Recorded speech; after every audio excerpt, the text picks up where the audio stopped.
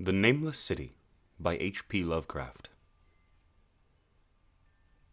When I drew nigh the Nameless City, I knew it was accursed. I was traveling in a parched and terrible valley under the moon, and afar I saw it protruding uncannily above the sands, as parts of a corpse may protrude from an ill-made grave. Fear spoke from the age-worn stones of this hoary survivor of the deluge, this great-grandmother of the eldest pyramid. And a viewless aura repelled me and bade me retreat from antique and sinister secrets that no man should see, and no man else has ever dared to see. Remote in the deserts of Araby lies the Nameless City, crumbling and inarticulate, its low walls nearly hidden by the sands of uncounted ages. It must have been thus before the first stones of Memphis were laid, and while the bricks of Babylon were yet unbaked. There is no legend so old as to give it name, or to recall that it was ever alive. But it is told of in whispers around campfires, and muttered about by grandmothers in the tents of sheiks, so that all the tribes shun it without wholly knowing why. It was of this place that Abdul al-Zarid, the mad poet, dreamed, on the night before he sang his unexplainable couplet. That is not dead which can eternal lie, and with strange aeons even death may die. I should have known that the Arabs had good reason for shunning the Nameless City, the city told of in strange tales but seen by no living man. Yet I defied them, and went into the untrodden waste with my camel. I alone have seen it, and that is why no other face bears such hideous lines of fear as mine, why no other man shivers so horribly when the night wind rattles the windows. When I came upon it in the ghastly stillness of unending sleep, it looked at me, chilly from the rays of a cold moon amidst the desert's heat, and as I returned its look I forgot my triumph at finding it, and stopped still with my camel to wait for the dawn. For hours I waited, till the east grew gray and the stars faded, and the gray turned to roseal light, edged with gold. I heard a moaning and saw a storm of sand stirring among the antique stones, though the sky was clear and the vast reaches of the desert still. Then suddenly above the desert's far rim came the blazing edge of the sun, seen through the tiny sandstorm which was passing away. And in my fevered state I fancied that from some remote depth there came a crash of musical metal to hail the fiery disk as Memnon hails it from the banks of the Nile. My ears rang, and my imagination seethed as I led my camel slowly across the sand to that unvocal stone place. That place too old for Egypt and Meroe to remember. That place which I alone among living men have seen. In and out amongst the shapeless foundations of houses and places I wandered, finding never a carving or inscription to tell those men, if men they were, who built the city and dwelt therein so long ago. The antiquity of the spot was unwholesome, and I longed to encounter some sign or device to prove that the city was indeed fashioned by mankind. There were certain proportions and dimensions in the ruins which I did not like. I had with me many tools and dug much within the walls of the obliterated edifices, but progress was slow and nothing significant was revealed. When night and the moon returned, I felt a chill wind which brought new fear, so that I did not dare to remain in the city. And as I went outside the antique walls to sleep, a small sighing sandstorm gathered behind me, blowing over the gray stones, though the moon was bright and most of the desert still. I awaked just at dawn from a pageant of horrible dreams, my ears ringing as from some metallic peal. I saw the sun peering redly through the last gusts of a little sandstorm that hovered just over the Nameless City, and marked the quietness of the rest of the landscape. Once more I ventured within those brooding ruins that swelled beneath the sand like an ogre under a coverlet, and again dug vainly for relics of the forgotten race. At noon I rested, and in the afternoon I spent much time tracing the walls and the bygone streets, and the outlines of the nearly vanished buildings. I saw that the city had been mighty indeed, and wondered at the sources of its greatness. To myself I pictured all the splendors of an age so distant that Chaldea could not recall it, and thought of Sarnatha the Doomed, that stood in the land of Mnar, when mankind was young, and of Ib, that was carven of grey stone before mankind existed. All at once I came upon a place where the bedrock rose stark through the sand, and formed a low cliff, and here I saw with joy what seemed to promise further traces of the antediluvian people. Hewn rudely on the face of the cliff were the unmistakable facades of several small, squat rock houses or temples, whose interiors might preserve many secrets of ages too remote for calculation, though sandstorms had long since effaced any carvings which may have been outside. Very low and sand-choked were all the dark apertures near me, but I cleared one with my spade and crawled through it, carrying a torch to reveal whatever mysteries it might hold.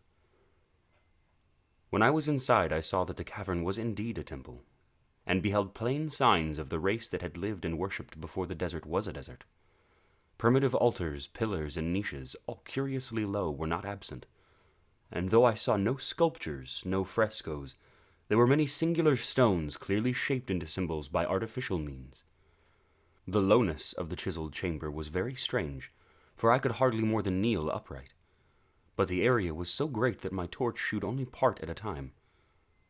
I shuddered oddly in some of the far corners, for certain altars and stones suggested forgotten rites of terrible, revolting, and inexplicable natures, and made me wonder what manner of men could have made and frequented such a temple. When I had seen all that that place contained, I crawled out again, avid to find what other temples might yield. Night had now approached, yet the tangible things I had seen made curiosity stronger than fear, so that I did not flee from the long moon-cast shadows that had daunted me when first I saw the nameless city. In the twilight I cleared another aperture, and with a new torch crawled into it, finding more vague stones and symbols, though nothing more definite than the other temple had contained. The room was just as low, but much less broad, ending in a very narrow passage crowded with obscure and cryptical shrines. About these shrines I was prying when the noise of a wind and of my camel outside broke through the stillness and drew me forth to see what could have frightened the beast. The moon was gleaming vividly over the primeval ruins, lighting a dense cloud of sand that seemed blown by a strong but decreasing wind from some point along the cliff ahead of me. I knew it was this chilly, sandy wind which had disturbed the camel, and was about to lead him to a place of better shelter when I chanced to glance up and saw that there was no wind atop the cliff. This astonished me and made me fearful again, but I immediately recalled the sudden local winds I had seen and heard before at sunrise and sunset, and judged it was a normal thing.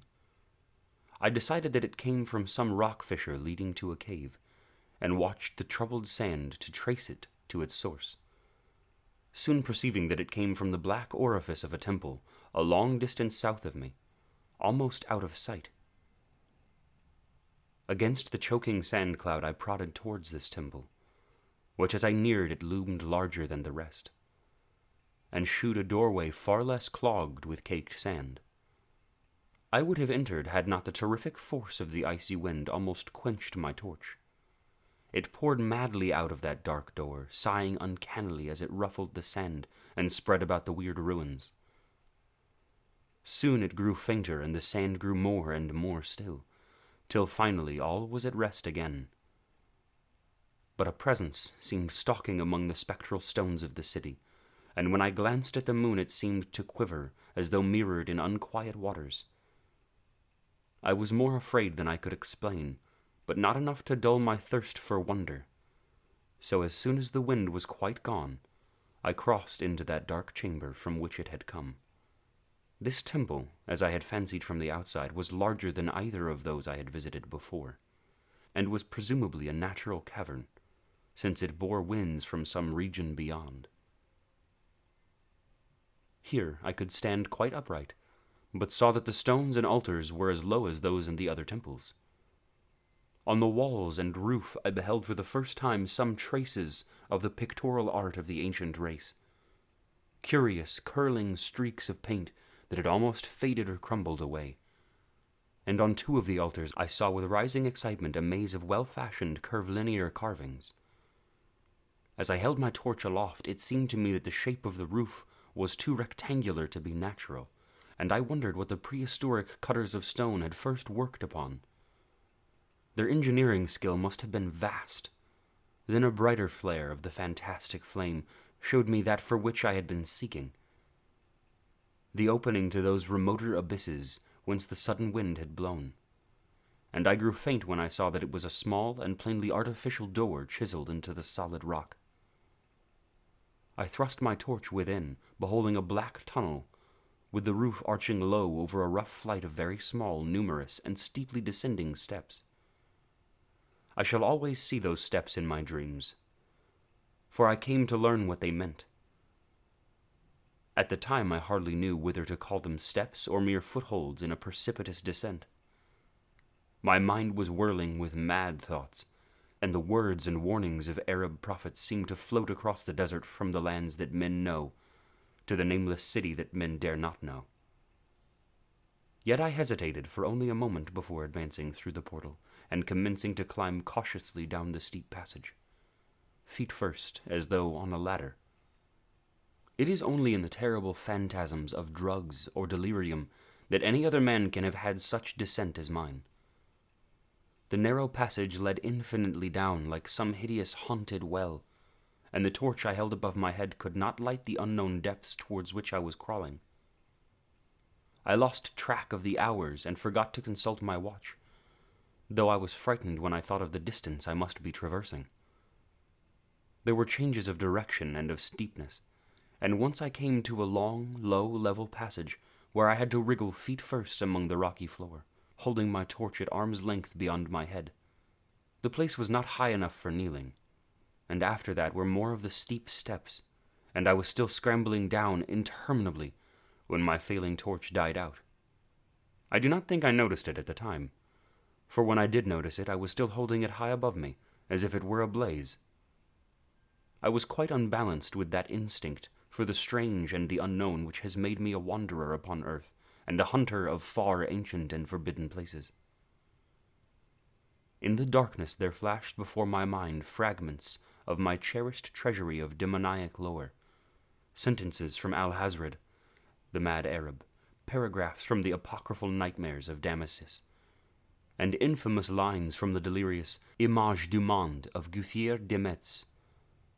I repeated queer extracts and muttered of Afrasiab and the demons that floated with him down the Oxus, later chanting over and over again a phrase from one of Lord Dunsany's tales, the unreverberate blackness of the abyss.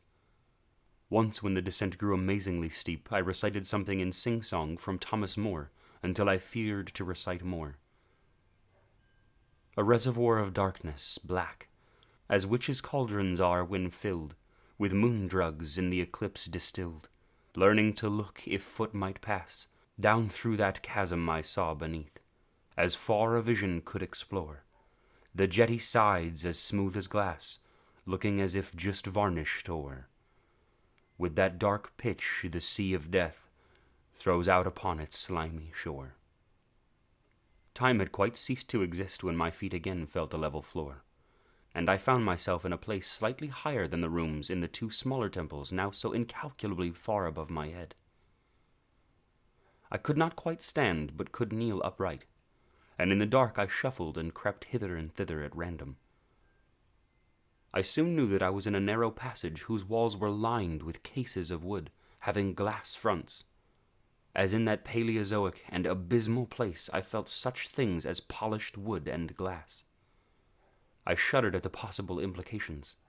The cases were apparently ranged along each side of the passage at regular intervals, and were oblong and horizontal, hideously like coffins in size and shape. When I tried to move 2 or 3 for further examination, I found that they were firmly fastened. I saw that the passage was a long one, so floundered ahead rapidly in a creeping run that would have seemed horrible had any eye watched me in the blackness, crossing from side to side occasionally to feel my surroundings and be sure that the walls and rows of cases still stretched on. Man is so used to thinking visually that I almost forgot the darkness, and pictured the endless corridor of wood and glass in its low-studded monotony, as though I saw it.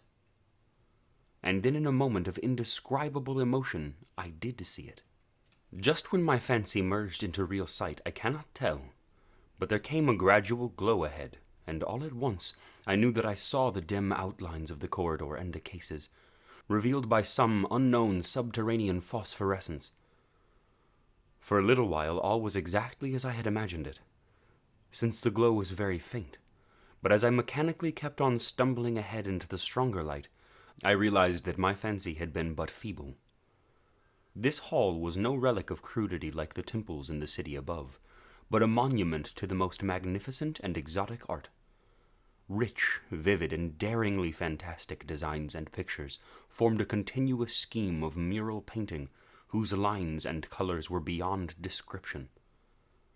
The cases were of a strange golden wood with fronts of exquisite glass, and contained the mummified forms of creatures outreaching in grotesqueness the most chaotic dreams of man.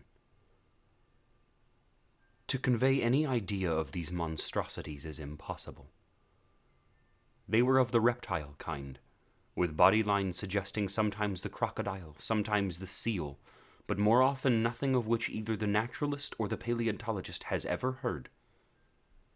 In size they approximated a small man, and strangest of all were their heads, which presented a contour violating all known biological principles. To nothing can such things be well compared. In one flash I'd thought of comparisons as varied as the cat, the bulldog, the mythic satyr, and the human being. Not Jove himself had so colossal and protuberant a forehead. Yet the horns and the noselessness and the alligator-like jaw placed the thing outside all established categories. I debated for a time on the reality of the mummies, half suspecting that they were artificial idols, but soon decided they were indeed some Paleogean species which had lived within the Nameless City when it was alive. To crown their grotesqueness, most of them were gorgeously enrobed in the costliest of fabrics, and lavishly laden with ornaments of gold, jewels, and unknown shining metals. The importance of these crawling creatures must have been vast, for they held first place among the wild designs on the frescoed walls and ceiling. With matchless skill had the artist drawn them in a world of their own, wherein they had cities and gardens fashioned to suit their dimensions, and I could not but think that their pictured history was allegorical, perhaps showing the progress of the race that worshipped them. These creatures, I said to myself, were to the men of the Nameless City what the she-wolf was to Rome, or some totem beast is to a tribe of Indians. Holding this view, I thought I could trace roughly a wonderful epic of the Nameless City, the tale of a mighty seacoast metropolis that ruled the world before Africa rose out of the waves, and all of its struggles as the sea shrank away and the desert crept into the fertile valley that held it. I saw its wars and triumphs, its troubles and defeats, and afterward its terrible fight against the desert when thousands of its people, here represented in allegory by the grotesque reptiles, were driven to chisel their way down through the rocks in some marvelous manner to another world, whereof their prophets had told them. It was all vividly weird and realistic, and its connection with the awesome descent I had made was unmistakable. I even recognized the passages. As I crept along the corridor toward the brighter light, I saw later stages of the painted epic. The leave-taking of the race that had dwelt in the Nameless City, and the valley around for 10 million years. The race whose souls shrank from quitting scenes their bodies had known so long, where they had settled as nomads in the earth's youth, hewing in the virgin rock those primal shrines at which they never ceased to worship. Now that the light was better, I studied the pictures more closely, and remembering that the strange reptiles must represent the unknown men, pondered upon the customs of the Nameless City. Many things were peculiar and inexplicable. The civilization which had included a written alphabet had seemingly risen to a higher order than those immeasurably later civilizations of Egypt and Chaldea. Yet there were curious omissions. I could, for example, find no pictures to represent deaths or funeral customs, save such as were related to wars, violence, and plagues. And I wondered at the reticence shewn concerning natural death. It was as though an ideal of earthly immortality had been fostered as a cheering illusion.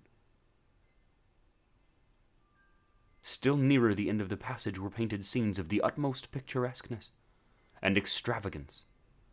Contrasted views of the nameless city in its desertion and growing ruin, and the strange new realm of paradise to which the race had hewed its way through the stone. In these views, the city and the desert valley were shewn almost by moonlight, a golden nimbus hovering over the fallen walls and half revealing the splendid perfection of former times. Shewn spectrally and elusively by the artist, the paradisal scenes were almost too extravagant to be believed, portraying a hidden world of eternal day filled with glorious cities and ethereal hills and valleys. At the very last, I thought I saw signs of an artistic anticlimax. The paintings were less skillful and much more bizarre than even the wildest of the earlier scenes. They seemed to record a slow decadence of the ancient stock, coupled with a growing ferocity towards the outside world from which it was driven by the desert. The forms of the people, always represented by the sacred reptiles, appeared to be gradually wasting away, though their spirit, as shewn hovering about the ruins by moonlight, gained in proportion. Emaciated priests, displayed as reptiles in ornate robes, cursed the upper air and all who breathed it, and one terrible final scene shewed a primitive-looking man, perhaps a pioneer of ancient Irim, the city of pillars, torn to pieces by members of the elder race. I remembered how the Arabs fear the nameless city, and was glad that beyond this place the grey walls and ceilings were bare. As I viewed the pageant of mural history, I had approached very closely to the end of the low-ceilinged hall, and was aware of a great gate through which came all the illuminating phosphorescence. Creeping up to it, I cried aloud in transient amazement at what lay beyond, for instead of other and brighter chambers, there was only an illimitable void of uniform radiance, such as one might fancy when gazing down from the peak of Mount Everest upon a sea of sunlit mist. Behind me was a passage so cramped that I could not stand upright in it. Before me was an infinity of subterranean effulgence. Reaching down from the passage into the abyss was the head of a steep flight of steps. Small, numerous steps like those of the black passages I had traversed, but after a few feet the glowing vapors concealed everything. Swung back open against the left-hand wall of the passage was a massive door of brass, incredibly thick and decorated with fantastic bas-reliefs, which could, if closed, shut the whole inner world of light away from the vaults and passages of rock. I looked at the steps, and for the nonce dared not try them. I touched the open brass door and could not move it. Then I sank prone to the stone floor, my mind aflame with prodigious reflections which not even a death-like exhaustion could banish. As I lay still with closed eyes, free to ponder, many things I had lightly noted in the frescoes came back to me with new and terrible significance. Scenes representing the nameless city in its heyday, the vegetation of the valley around it, and the distant lands with which its merchants traded. The allegory of the crawling creatures puzzled me by its universal prominence, and I wondered that it should be so closely followed in a pictured history of such importance. In the frescoes, the nameless city had been shewn in proportions fitted to the reptiles. I wondered what its real proportions and magnificence had been, and reflected a moment on certain oddities I had noticed in the ruins. I thought curiously of the lowness of the primal temples and the underground corridor, which were doubtless hewn thus out of deference to the reptile deities there honored, though it perforce reduced the worshippers to crawling. Perhaps the very rites had involved a crawling in imitation of the creatures.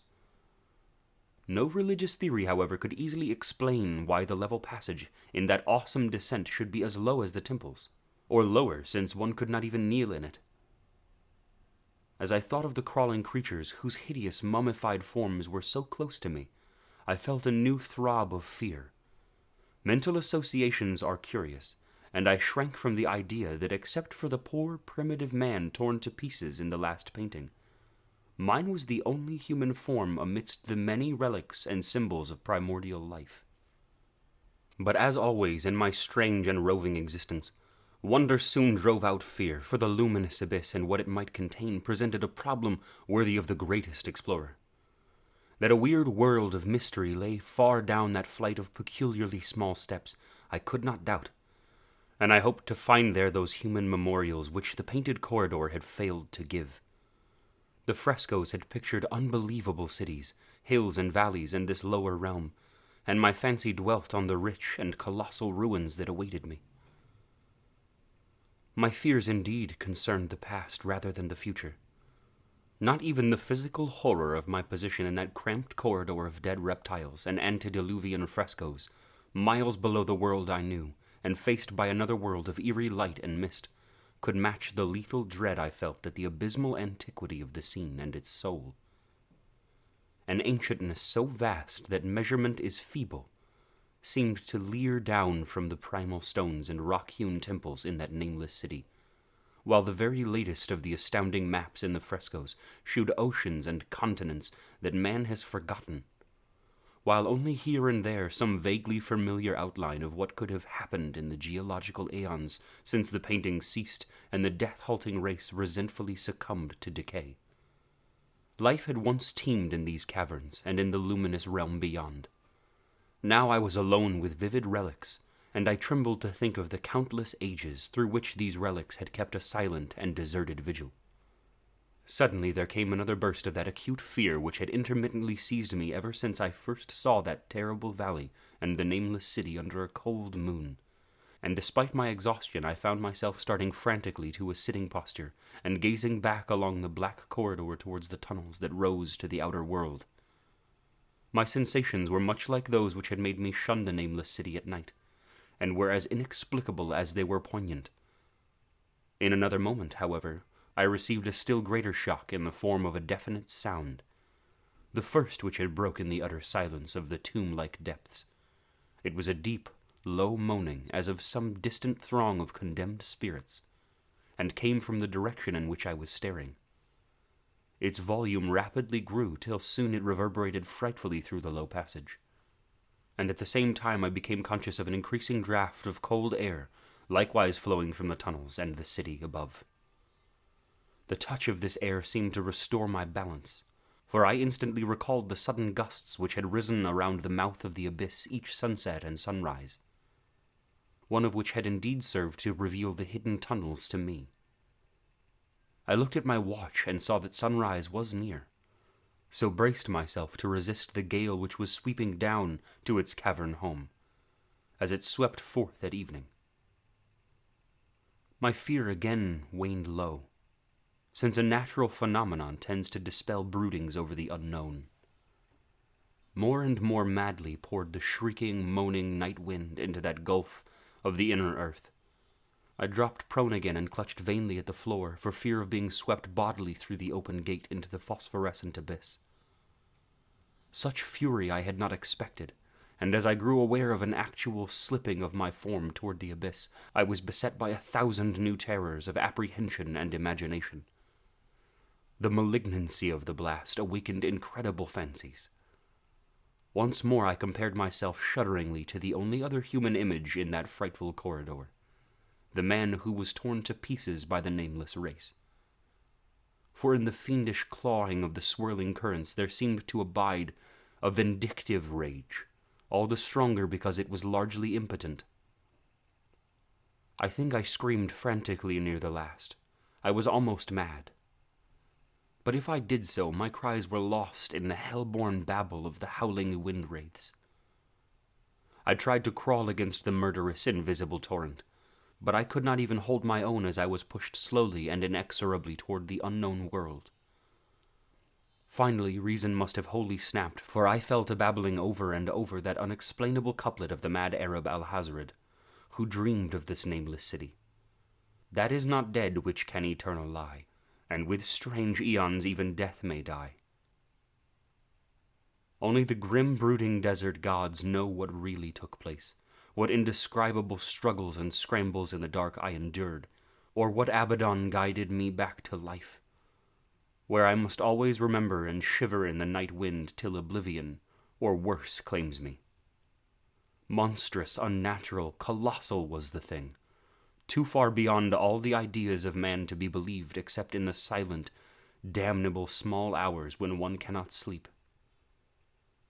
I have said that the fury of the rushing blast was infernal, cacodemoniacal, and that its voices were hideous with the pent-up viciousness of desolate eternities. Presently those voices, while still chaotic before me, seemed to my beaten brain to take articulate form behind me, and down there in the grave of unnumbered aeon-dead antiquities, leagues below the dawn-lit world of men, I heard the ghastly cursing and snarling of strange-tongued fiends. Turning, I saw outlined against the luminous aether of the abyss what could not be seen against the dusk of the corridor. A nightmare horde of rushing devils, hate-distorted, grotesquely panoplied, half-transparent devils of a race no man might mistake, the crawling reptiles of the Nameless city. And as the wind died away, I was plunged into the ghoul-peopled blackness of earth's bowels. For behind the last of the creatures, the great brazen door clanged shut with a deafening peal of metallic music, whose reverberations swelled out to the distant world to hail the rising sun, as Memnon hails it from the banks of the Nile.